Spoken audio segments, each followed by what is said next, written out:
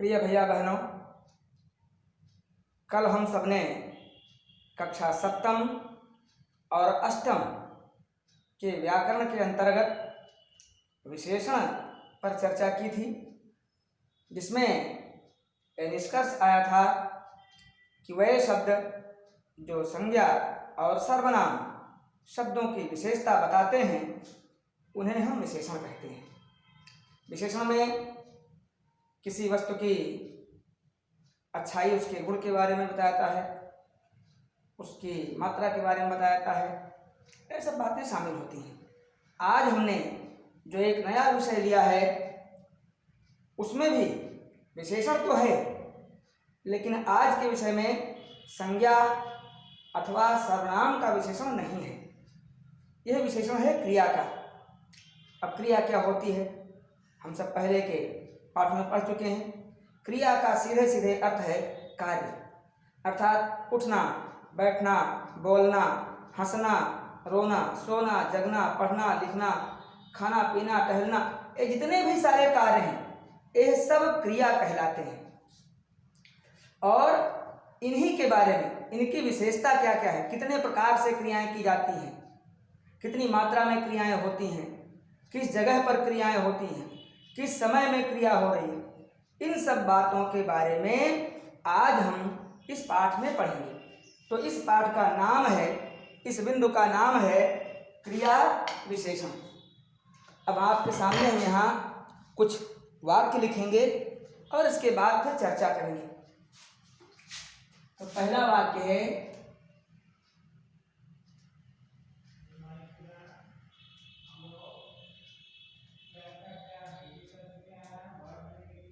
हाथी धीरे धीरे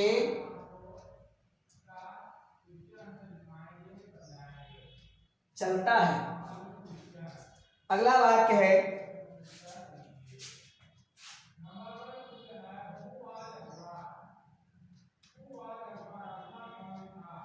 सोहन सुंदर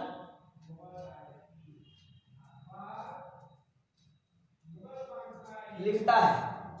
अगला वाक्य है,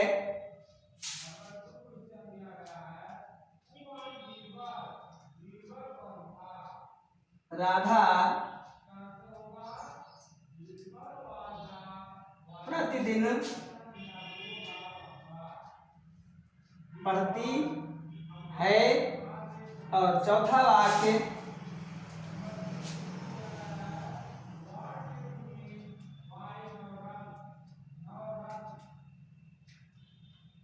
वह अधिक बोलता है।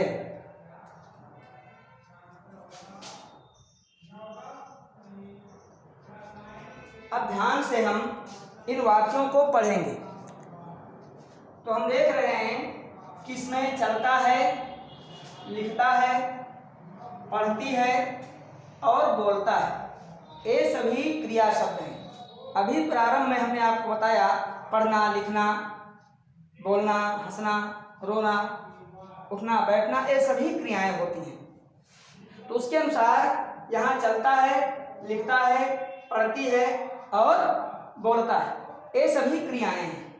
अब इनके पहले जो शब्द लिखे हुए हैं उन पर हम जरा ध्यान देंगे। तो पाते हैं कि चलता है कि पहले धीरे धीरे लिखा है, लिखता है कि पहले सुंदर है, पढ़ती है कि पहले प्रतिदिन है और बोलता है से पहले अधिक लिखा है। तो इसमें जो क्रियाओं से पूर्व शब्द लिखे हैं उनको हम रेखांकित करते हैं। पहले तो यहाँ धीरे धीरे को रेखांकित कर दिया, सुंदर, प्रतिदिन और अधिक, ये 4 शब्द रेखांकित हो गए। अब इन शब्दों को और जरा ध्यानपूर्वक पढ़ें। जैसे हाथी धीरे धीरे चलता है, लेकिन हाथी जल्दी भी तो चल सकता है। कुछ लोग जल्दी चलते हैं, तेज चलते हैं, कुछ लोग धीरे चलते हैं, कुछ लोग कूद कूद कर चलते हैं, कुछ लोग उछल उछल कर चलते हैं, कुछ पैर घसीटते हुए चलते हैं। तो सबकी चलने की अपनी अपनी रीति है, अर्थात चलने की जो विधि है, चलने का जो तरीका है, उसका ढंग है, वो कई प्रकार का होता है। उनमें से एक यह भी है, अर्थात ये क्या है, यह चलने की एक विधि है, चलने का एक प्रकार है कि धीरे चलता है। अगला वाक्य देखें, सोहन सुंदर लिखता है। कई तरीके से लोग लिखते हैं, कुछ लोग टेढ़ा मेढ़ा लिखते हैं, यहाँ से पंक्ति शुरू करते हैं और यहाँ पहुँच जाती है, कुछ लोग ऊपर शुरू करते हैं नीचे पहुँच जाती है, अक्षरों की बनावट छोटी बड़ी हो जाती है। लेकिन यहाँ क्या है, यहाँ सुंदर है। तो ये सुंदर शब्द किसके बारे में आया? सोहन के बारे में नहीं आया, यह उसके लेख के बारे में आया। उसका लेख सुंदर है, अर्थात वो सुंदर लिखता है। धीरे धीरे हाथी के बारे में नहीं आया, धीरे धीरे चलने के बारे में आया। इसी प्रकार से राधा प्रतिदिन पढ़ती है, यहाँ पढ़ना क्रिया है, और क्रिया की विशेषता क्या है कि वह प्रतिदिन हो रही है, रोजाना हो रही है। एक भी दिन बिना छोड़े हुए, बिना हानि किए हुए, बिना रुके हुए क्रिया हो रही है, प्रतिदिन क्रिया होती है, अर्थात एक क्रिया समय है। तो ये विशेषता है उसकी। तो यहाँ प्रतिदिन को होने, और वह अधिक बोलता है। कुछ लोग कम बोलते हैं, कुछ लोग कभी कभी बोलते हैं, कुछ लोग हरदम बोलते हैं, अधिक बोलते हैं। तो यहाँ भी एक बोलने का एक प्रकार है, एक तरीका है, एक उसकी मात्रा है, बल्कि उसका परिमाण है। इस प्रकार इन 4 वाक्यों में हमने देखा कि पहले वाक्य में धीरे धीरे चलता का विशेषण है, सुंदर लिखता है का विशेषण है, प्रतिदिन पढ़ती है का विशेषण है, और अधिक यह बोलता है का। अब इसकी परिभाषा को हम शब्दों में तैयार करेंगे। तो हम यहाँ ये पाएंगे कि वह शब्द जो किसी क्रिया की विशेषता को बताते हैं, अर्थात क्रिया के होने का ढंग, उसकी रीति नीति, उसका समय, उसकी मात्रा इत्यादि के बारे में बताते हैं, उन्हें हम कहते हैं कि यह क्रिया विशेषण हैं। अब इसके भेद हम देखेंगे कि इसके कितने प्रकार होते हैं, कितने भेद होते हैं। तो सबसे पहले देखिए,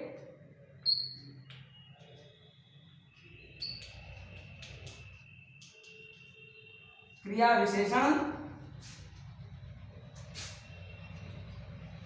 के भेद। तो पहला है रीतिवाचक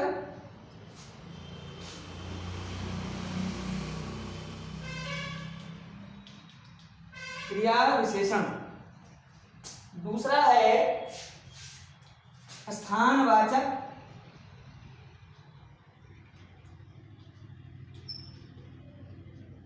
क्रिया विशेषण, इसे काम चला लेते हैं।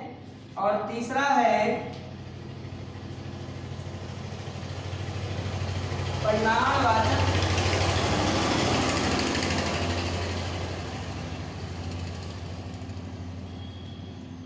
क्रिया विशेषण, और चौथा है कालवाचक क्रिया विशेषण। कालवाचक क्रिया विशेषण। अब इसमें हम एक एक पर चर्चा करेंगे। सबसे पहले रीत। रीत का माने होता है ढंग, तरीका, कोई काम करने का तरीका क्या, या कोई भी कार्य कैसे हो रहा है। जैसे यहाँ आपने पहले ही वाक्य में देखा कि हाथी धीरे धीरे चलता है, अर्थात चलने की क्रिया वहां धीरे धीरे होती है। तो ये क्या हुआ, उसका तरीका है। ऐसे दिनेश अचानक आ गया, वो बताकर भी आ सकता था, सूचना देकर आ सकता था, लेकिन ऐसा नहीं हुआ। कैसे आया, अचानक आया। यह भी आने का एक तरीका है। तो ये हो गया रीतिवाचक।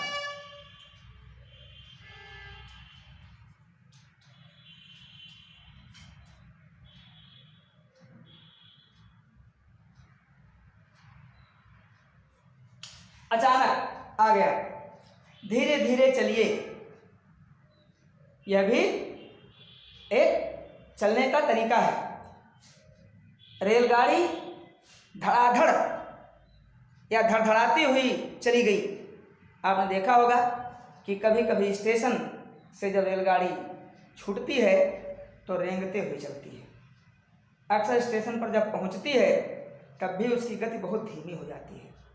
लेकिन जिस स्टेशन पर उस गाड़ी को नहीं रुकना होता वो अपनी पूर्व की गति के अनुसार ही चली जाती है, ज़रा भी धीमी नहीं होती, सीधे निकल जाती है बीच के मार्ग से।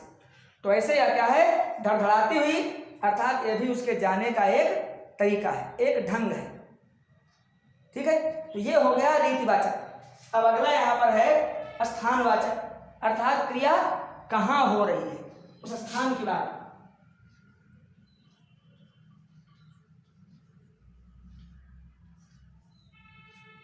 जैसे अब इसमें हम वाक्य बनाते हैं, दिनेश कमरे में बैठा है। तो बैठने की क्रिया कहाँ है, कमरे के अंदर है। दादाजी बगीचे में टहल रहे हैं। तो टहलने की क्रिया कहाँ हो रही है, बगीचे में हो रही है। इसलिए बगीचा क्या है, स्थान है। कमरा क्या है, स्थान है। भीतर जाकर बैठिए, भीतर ये स्थान है। किधर जा रहे हो,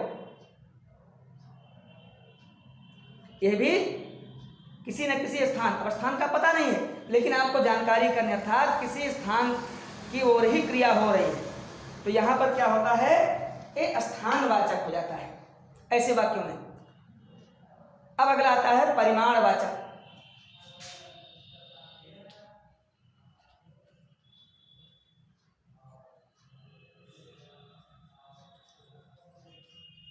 परिमाण का माने होता है मात्रा, यानी क्रिया थोड़ी हो रही है कि क्रिया ज्यादा हो रही है। जैसे यहाँ प्रारंभ में उदाहरण में हमने कुछ लिखा था, एक वाक्य लिखा था कि वह अधिक बोलता है, थोड़ा, अधिक, यह सब मात्रा बताते हैं, उसके परिमाण को बताते हैं।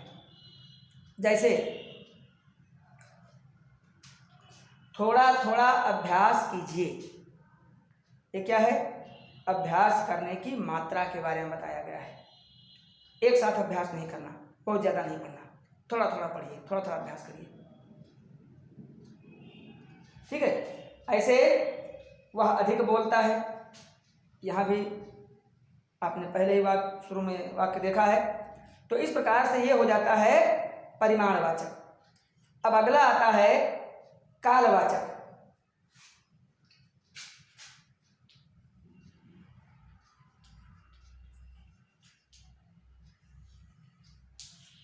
काल का अर्थ होता है समय, अर्थात क्रिया किस समय में हो रही है, उस समय का सूचक शब्द यहाँ आता है तो वह कालवाचक क्रिया विशेषण होता है। जैसे वह अभी अभी आ रहा है, तो उसके आने की विशेषता क्या है कि अभी अभी, इसी समय, तत्काल, बहुत देर पहले नहीं, कुछ घंटे पहले नहीं, अभी अभी, इस समय का सूचक है।